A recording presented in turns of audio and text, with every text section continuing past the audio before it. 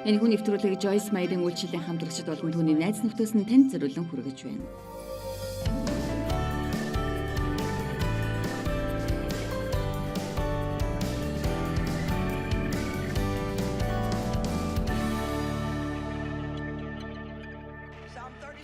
Дуулал 37-гийн 1-ээр битгий санаа зов. Өнөөдөр чуулган санаа зов өгчд байгаа тийм үү? Бузар муу үйлдэгчдээс болж санаа битгий зов. Бурууг үйлдэгчдэд битгий атаарах. Учир нь тэд өвс шиг удахгүй хатан хорчиж ногоон ургам шиг хаагдрах болно. Өөрөөр хэлбэл өнөөдөр дэлхий дээр болж байгаа зүйлсэд бид нэг их анхаарлаа хандруулах хэрэггүй юм. Харин бид энэ зүйлийн талаар залбирах хэрэгтэй. Бурхан бидний хийгээсэй гэж хүсэж байгаа ямар ч зүйлийг бид хийх хүсэлтэй байх хэрэгтэй. Гэхдээ бид энэ талаар өчүүгүнч санаа зовох хэрэггүй. Яагаад гэвэл Бурхан бүхнийг хяналтандаа байлгаж байгаа. Хинч зогсоож үйлч чадах тэнгэрлэг төлөвлөгөө тэрэнд байгаа. Тэгэхээр 3 дугаар ишлэлдэр хэлсэн зүйлийг бид хийх үед тэр бидэнд санаа тавьсаар л байх болно. Эзэнд итгэж сайныг уйлд. Энд 2 зүйл байна. Эзэнд итгэх, сайныг уйлдэх. Эдгээр нэг чухал зүйл гэж би бодож байна. Хэдэн жилийн өмнө Бурханд итгэх талаар энэ санааг Бурхан надад харуулах үед би үнэхээр их сүрдэж байсан юм. Учир нь бид Бурханы хамтрагчид бөгөөд Бурханд итгэн гэдэг маань бид юу ч хийхгүй байсан ч тэр бүхнийг хийн гэд бид итгэхгүйгээр хүлээж сунаа гэсэн үг биш юм. Бид угаасаа альва зүйлийг өөрсдөө хийхийг хүсдэггүй шүү дээ. Амен.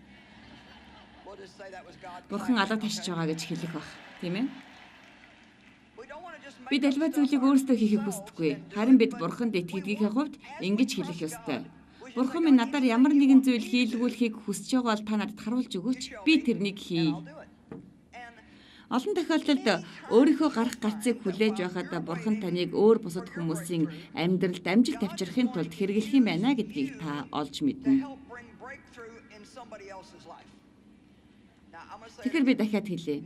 Та өөрийнхөө амжилт гаргах гарцаа хийж чадахгүй зүйлээ Бурханаар хийлгэх гэж хүлээж байхад Бурхан таныг өөр бусдын амьдралын төлөө ашиглаж байгааг та олж мэдэх болно. Би өөртөө тусалж чадахгүй нөхцөлд байхад Бурхан намайг өөр хэн нэгэн хүнд туслуулахаар туслана гэдэг нь намайг үргэлж гайхшруулдаг. Хэрвээ би тэдэнд тусалж чадах юм бол яагаад өөртөө тусалж болохгүй байгаа юм болоо гэдэг нь үнэхээр гайхалтай. Яагаад гэвэл энэ бол Бурханы төлөвлөгөө биш. Тэр биднийг өөр хэн нэгэнд гараа сунгаасаа гэж хүсдэг. Бид хэн нэгнийг зоригтойгоор үнэн голоосоо өрөөж, байнга өөрийнхөө тухай бодгоо болж, оюун санаагаа өөрсдөөсөө авч хаях хүртлээр Бурхан дотор өсөх юм бол үнэхээр хүчрхэг байх болно. Хэрвээ та ямар нэгэн асуудалтай байгаа бол энийг давж амжилтанд хүрэх 100% баталгаатай хариулт би танд хэлье. Эзэнд итгэж сайныг уйлд. Тэгэхээр цаашид надад шилтэй эмийн талаар нэг санаа орж ирсэн юм. Яагад гэвэл би нүдэнд харагдах зүйлд их дуртай. Бурхны үг бол бидний сүнсний эм гэдэг нь маш тодорхой. Бид махан биеийнхээ төлөө эмийг хэрхэн ашиглахыг мэддэг шигэ Бурхны үг бидэнд ямар хэрэгтэйг мэдэх хэрэгтэй. Хийх ёстой жагсаалтын дагуу хийхин тулд та Библийг битгий уншаарай. Бурхны үг рүү зүрх сэтгэлээрээ ойртон очоорой. Энэ бол Иесус Христ. Энэ бол Бурхны хүсэл. Энэ бол агуу амьдралаар амьдрах заавар юм. Хэрвээ та зориулт гаргахгүй бол битгий уншиж өөрийгөө зовоогоорой. Хэрвээ бид амьдралаа өөрчлөхийг хүсэж байгаа бол энэ амьдралаа өөрчлөхийг хүсэж байгаа хүн байна уу?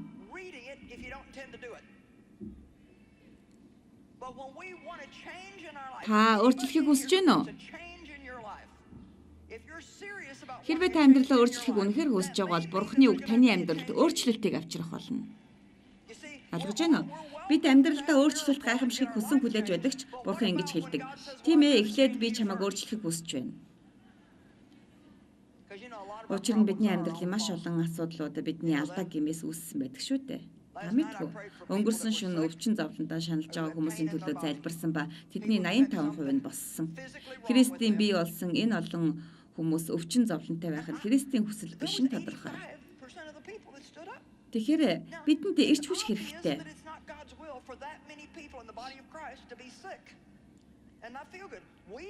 Бидэнд эрч хүч хэрэгтэй шүү дээ. Амен. Бид өглөө босохдоо эрч хүчтэй сайн сайхныг бодох хэрэгтэй. Хэрвээ тэгэх юм бол чөтгөр биднээс холдох болно. Тэгээд Бурхан биднийг хэн нэгэнд туслахын тулд ашиглах болно.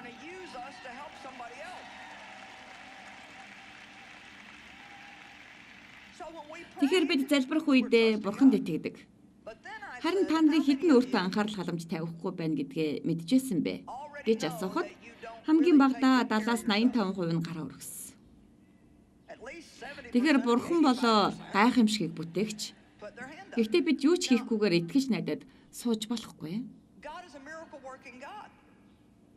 Бид итгэхийн зэрэгцээ зөвийг үйлдэх хэрэгтэй бөгөөд би та нарт үнэн сэтгэлээс хэлж шүү. Хүмүүс өөртөө анхаарал тавихгүй байгаад л миний санаа маш их зовж байна.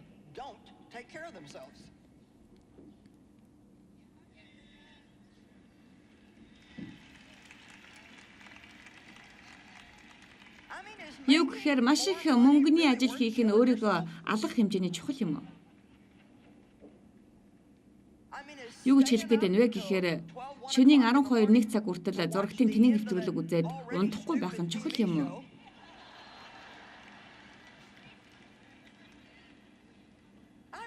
Хэдэн жилийн өмнө нэг шөнөдөө бид хоёр та нарыг надтай хамт байгаа гэж бодож байна. Бид Бэби гэдэг нэртэй динозаврын тухай кино үзэж 12 цаг хүргэсэн. Динозавр нь яг л цаасан юм шиг харагдаж байсан. Юу гэхээр бид кинонд бүр орчихсон байсан. Би зурагтаар сайхан зүйл үзэх дуртай. Гэхдээ энэ зүйлийн төлөө би нойроо алдаарай гэж хэлэх гээд байгаа юм биш л дээ. Та нарыг энэ зүйлийг сонирхож байгаагийн төлөө талархъя. Юутай ч өнөөдөр би та нарт эрүүл мэндийн талаар заагаагүй шүү. Харин бид зөвхөн Бурханд итгэх биш, бид бүхэн тантай хамтраад өөрчлөх хэрэгтэй ямар нэгэн зүйл надад байна уу гэж асуух хэрэгтэй.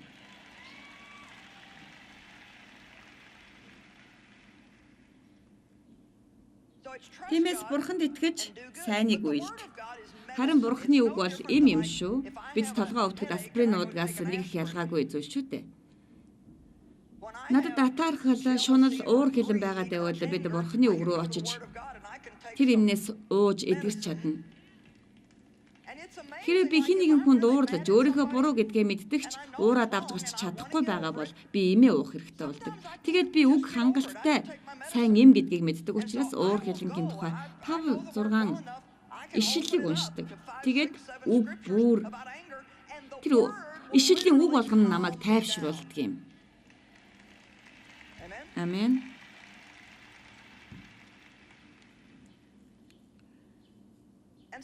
Тэгэхээр Бурханы үг бүх зүйлийг засаж залруулдаг. Эхнийх нь Бурханд итгэх. Танд ямар асуудал байгаа нь хамаагүй. Хариулт нь Бурханд итгэх юм. Юу танд асуудал болоод байгаа нь хамаагүй. Хэрвээ та хүүхдүүддээ санаа зовж байгаа бол Бурханд итгэх. Санхүүдэд зовж байгаа бол Бурханд итгэх. Сайныг үйлд. 11% өрөг. Тийм ээ. Үгүй би энэ талаар ярихыг хүсэхгүй байна. Би зөвхөн гайхамшиг хүсэж байна. Надад санхүүгийн гайхамшиг хэрэгтэй байна. Тийм ээ, тань санхүүгийн гайхамшиг хэрэгтэй байгаа бол тань гэж хэлэх хэрэгтэй байна. Бурхан минь миний хийж чадах зүйл байна уу? Харин Бурхан тийм ээ, хоош нь хийсэн мөнгөө өг. Үр мэт мөнгөө тарь. Тийм ээ. Тэгэхээр мөнгө өгөх талаар би тийм удаан ярихыг хүсэхгүй байна. Хүмүүсийн санааг зовоодаг асуудал гэдгийг би мэднэ. Би танд нэг зүйлийг хэлэх үү? Өгөх бол өөрийнхөө төлөө хийж чадах хамгийн сайн зүйл юм шүү.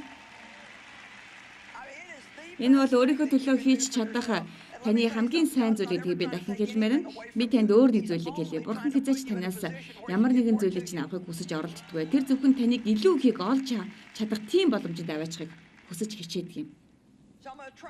Тиймээс би Бурханд итгэж сайныг үлддэг.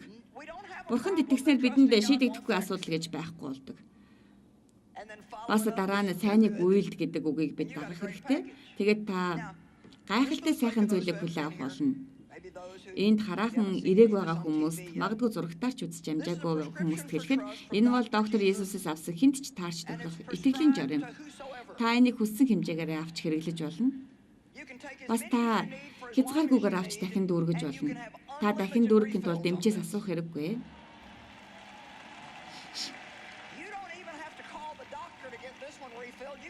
Та хүссэн хэмжээгээр авч хэрэглэж болох боловч би танд гаж нөлөөнүүдийг анхааруулах хэрэгтэй байна.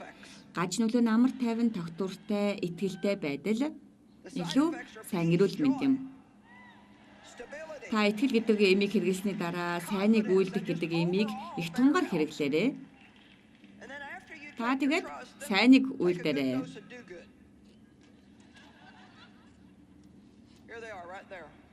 Энэ сайныг үйлдээрэй. Амен. Иесус өвчтөн хинч вэ хэрэгцээтэй хэмжээгээр та уугаарай. Гаж нөлөө туйлын аз жаргал тэнгэрдэг шагнал юм. Гэхдээ та бурханд итгэхийн тулд танд нэг хийх зүйл байгаа. Энэ бол эхлээд та санаа зовнилоо хай. Яагад гэвэл санаа зовнил итгэл хоёр нь хамт орших боломжгүй. Тэд байнга нэгээ өгөө хийж байдаг. Та бурханд итгэхийн хажуугаар санаа зовж байсан удаа байна уу? Надад тийм үе байсан. Дэв санаагаа зовхоо боль гэж. Энэ хэлсэн үгээр л амьдардаг. Тэрний төлөө хийх бүх зүйл бол санаа зовнилоо хаях. Тэр энийг нэг л өдөр сурчхаагүй. Тэр энийг туршлагаараа сурсан бөгөөд эцэстээ санаа зовнилоор юу ч шийддэггүй мэн гэдгийг ойлгож ухаарах хэмжээнд хүрсэн. Та нарын дунд санаа зовсондоо асуудлаа шийдэж ирсэн хүн байна уу? Тэгэхээр би танд та энийг сонсоод хизээч дахин санаа зовхгүй гэж номлож болдог бяцхан ид шид надад байдаг ч болоосай харин бодит үнэн бол бид өөрсдийн асуудлаа шийдэж чадгаар тийм хангалттай ухаантай биш гэдгээ өөрийн оюун бодолтой дахин эргүүлж тойруулж бодсон ч бид энийг хэдэн удаа хийсэн ч энэ асуудлыг шийддэггүй юм байна гэдгээ ухаарахаас нааш санаа зовнохоо болохгүй гэж би боддог. Та магадгүй би энийг хийж чадахгүй нэ би санаа зовдөг шүү дээ гэж хэлэх байх. Та чадахгүй гэж хэлхийн оронд ингэж хэлээрэй. Бурхны тусламжтайгаар тэрний хүссэн бүх зүйлийг би хийж чадна.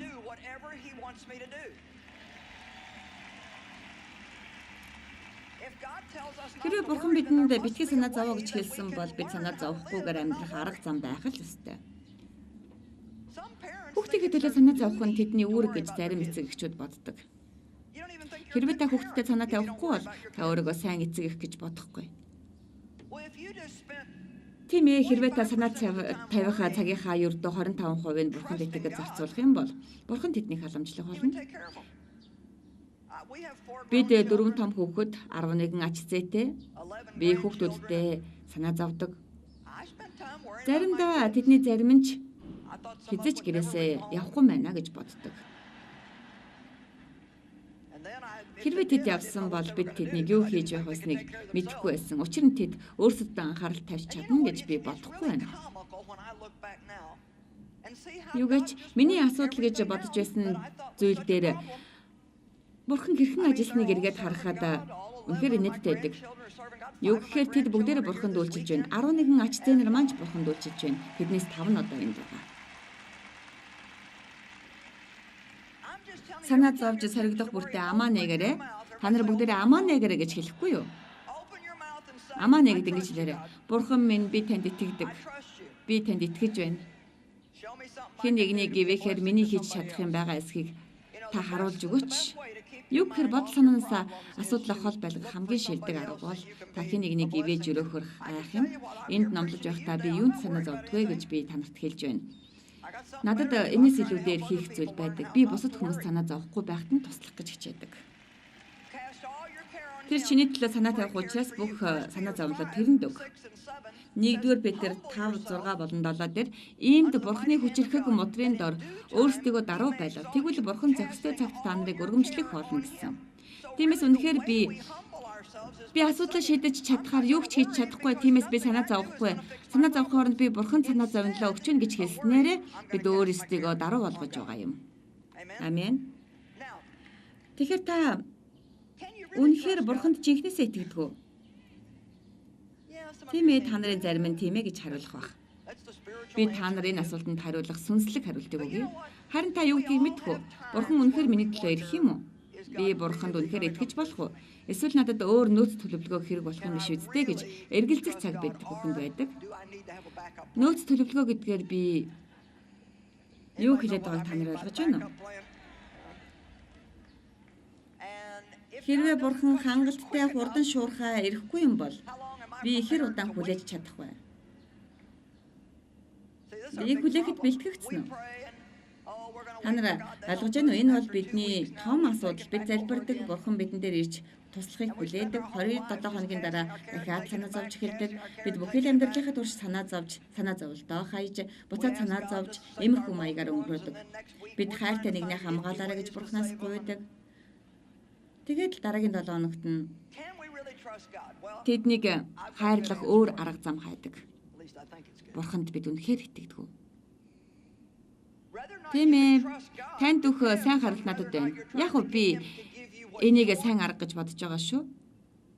Таны бурханд итгэж байна уу үгүй юу гэдг нь та өөрийнхөө хүссэн зүйлийг үү эсвэл бурханы хүсэж байгаа зүйлийг авахыг оролдож байна уу гэдгээс шалтгаалдаг. Тийм ээ. Энэ зүйлийг ойлгохлоо бидэнд нэлээд цаг хугацаа орно л доо. Би танаас дахиад хэлье.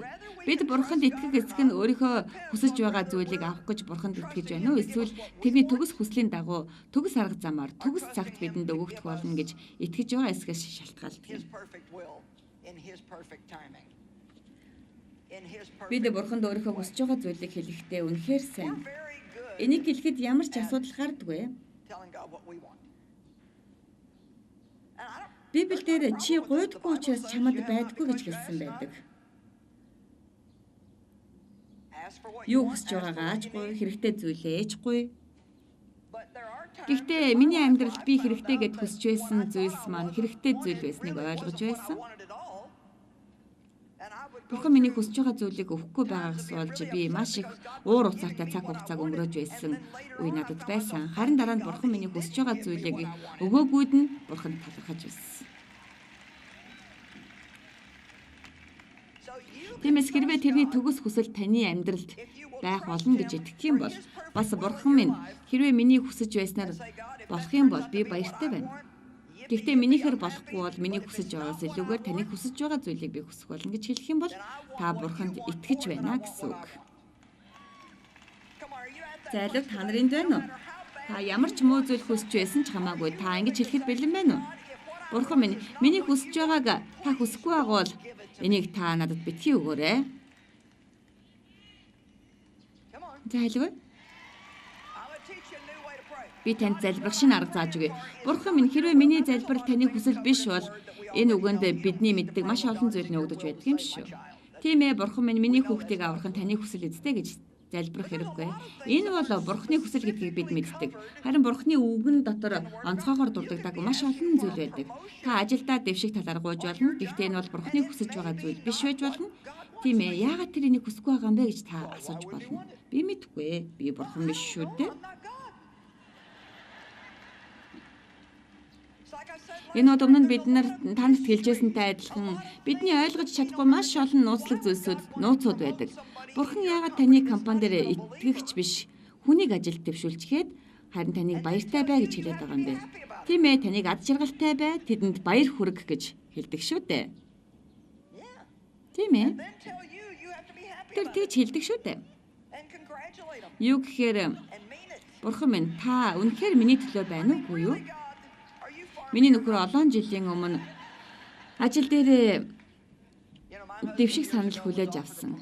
Гэхдээ тэр татгалзахад бид тэрнийг ухаанаа алдчихъя гэж бодож байсан. Яагаад чи тэрнээс татгалзаж байгаа юм бэ?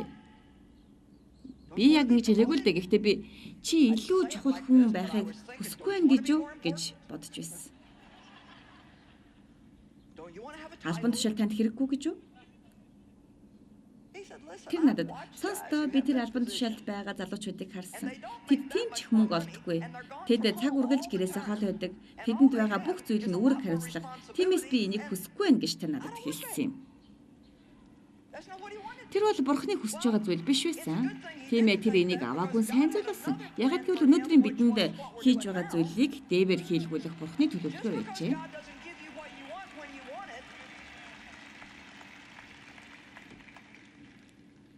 Таныг яг тэр зүйлийг хүсэж явах үед Бурхан таны хүсэж байгаа зүйлийг өгдөггүй. Энийг та ойлгохгүй байсан ч гэсэн нөхцөл байдал бүрт алхам тутамдаа Бурханд итгэх хэрэгтэй. Та тэр даруйдаа авахгүй байж болно. Би өмнө нь танарт хэлж байсан шүү дээ. Одоо танарт дахин хэлье. Би өмнөхөө л харж амьдардаг. Харин өнгөрснөө харахтаа бүхнийг ойлгодог. Энэ үйлчлэлийг эхлүүлж намайг заа гэж Бурхны дуудлагыг дагах үедээ би бүтэн цагийн ажилласаа гарсан. Учир нь би үгийг судлах, суралцах цаг гаргахын тулд ч үү. Бидний төлбөр төлөх ёстой төлбөр тооцоо бидний орлогоос хамаагүй их байсан. Тэгээд л би гацчихсан. Юу гэх гээд байна вэ гэхээр миний нэг мөрөн дээр нэг жижигхэн чөтгөр суучгаа цаг ургалж миний чихэнд чи юу хийчих вэ? Чи юу хийчих вэ гэж хашгирдаг байсан. Бид сар бүрийнхээ тооцоогоо төлөхийн тулд бидэнд гайхамшигтай зүйл хэрэгтэй байлаа. Энэ зүйлсийг гаргасан учраас миний амьдрал дээр санхүүгийн гайхалтай зүйл гайхамшиг болно гэдэгт би маш их итгэлтэй байсан. Намайг сайн шийдвэр гаргасан учраас Бурхан гайхамшиг хийх нь л байна. Бид зөв зүйлийг хийхэд тэр ч байтугай золиос гарган ямар нэг ажлыг хийж явахад Бурхан юу ч хийхгүй байгаа юм шиг санагдах нь бидэнд маш хэцүү байдаг. 6 өдөр 6-7 хоногч биш 6 жилийн турш шүү дээ. Бид төлбөр тооцоогоо төлөхөд сар бүр Бурхны гайхамшиг бидэнд ирсэн. Би хүүхдүүдийнхээ хувцсны мөнгийг олохын тулд агуулгын худалдаа хийнгээ үгээ судалж гэрийн групптэй библи судалгаа хийж Бурхан хүмүүсийг санхүүгээр эвэхийг хүсдэг тухай хүмүүст хэлдэг байсан. 10% тогтмол өгч жил ирэх бүр илүү ихээр үйлчилсэн. Би нэг зүйлийг ойлгоогүй ба надад нэг зүйл ойлгомжгүй хэвээр байлаа. Та нарын зарим нь ийм байдалд орж байсан гэдэгт би мөрөцгөж бэлэн. Заримдаа та нар амьдралдаа өгч байснаас хамаагүй ихийг өгөөд л танд өмнө байснасаа ч хамаагүй бага зүйлийг байгаа юм шиг санагддаг байсан. Тийм үе байгаа хаа. Зариултаасаа битгий ухар. Энэ бол муу ёрын сүнсний хийхийг хүсдэг ганц зүйл шүү.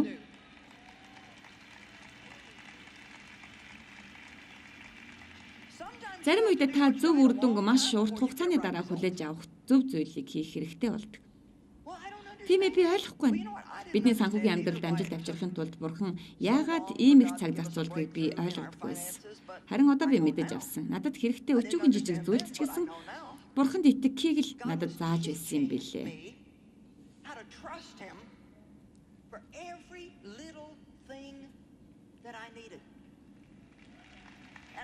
Би тэр үед мэддэггүй байсан. Энэ дэлхийн 3-2-т нь зурагтаар намайг ярихад хүн бүр алга ташиж уугаалдаг. Гэхдээ энэ ямар үнэтэй талаар танд хэлэх ямар нэгэн санаа байна уу? Тэд ингэж хэлдэггүй. Та сайхан бүсгүй шүү. Энэ цагийг үнэгүй танд өгье гэж хэлдэггүй шүү дээ. Энэ хүү 6 жил Бурхны надад заасан он жилүүд байлаа.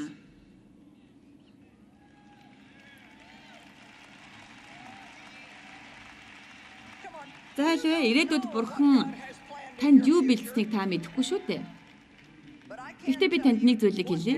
Одоо та ямар амьдралыг туулж байгаа нь хожимо та тэдгээр зүйлийг үйлдэх туршлагыг хөрөмтлөж байгаа юм шүү. Амен. За залуучуудаа бид юу туулснаа эргээд харахтаа үнэхээр баярлалдаг. Би бол алчууранд шигдээд тэгэхээр ястай биш юм байна. Энэ бол шудраг зүйл биш юм байна. Энэ бол зөв зүйл биш юм байна. Би ажилдаа эргэж орлоо. Надад үгийг судлах цаг гарахгүй байвал судалгаа болно л үз гэж хэлээг өгөхөд төлөө би маш их баярлалдаг. Тэдгээр он жилүүдэд би үгийг судлах мөн амьдралдаа бодтойгоор хэрэгжүүлэх нь маш их хэрэгтэй байсан. Зайлв. Ямар нэгэн зүйлийг оюун ухаандаа мэдэх нь нэг хэрэг. Харин та амьдралдаа бодтойгоор хэрэгжүүлэх хэрэгтэй. Иесус туршлагатай ажилчдыг хайж байна. Бид туршлагатай байх хэрэгтэй. Бурхны итгэмжит байдлын талаар бид мэдсэн байх хэрэгтэй. Бурхан биднийг гайхамшигаараа хангадаг гэдгийг бид биеэрээ амсаж мэдэрсэн байх хэрэгтэй. Бидний амьдралын сайхан цагууд эдгээр 6 жилийн турш Бурхан бидэнд хийсэн зүйлийг эргэж харахтаа би үнэхээр гайхамширдаг. Би тэнд ингэж хэлэхдээ огтхон ч төгшөөгөөгүй байна. Гэхдээ тэр он жилүүд бол маш амттай, гайхалтай, сайхан цаг байсан бөгөөд миний хэлж чадах ганцхан зүйл бол би хүсч байсан бүх зүйлээ аваагүй, харин би хэрэгтэй зүйлээ л авсан. Тийм ээ би хэрэгтэй зүйлээ л авсан. Бурхан бол итгэмжтэй. Тэр бол итгэмжтэй. Бурханд итгэнэ гэдэг бол биднийг үргэлж сунгаж байдаг. Өмнө нь би хэлж байсан шиг санамтгай гэсэн тэмдэглэгээ танд байна уу? Бурханы гарт өөрөө очиод сунгагдана гэсэн тэмдэглэгээ танд байна уу? Энэ бол бидэнд үнэхээр сайн зүйл шүү. Итгэлийн алхмыг хийхээс нааш би мөн Бурханыг амсаж мэдрэхээс нааш та хизээч тэрнийг баттайгаар таньж мэдэхгүй. And have some experience with God.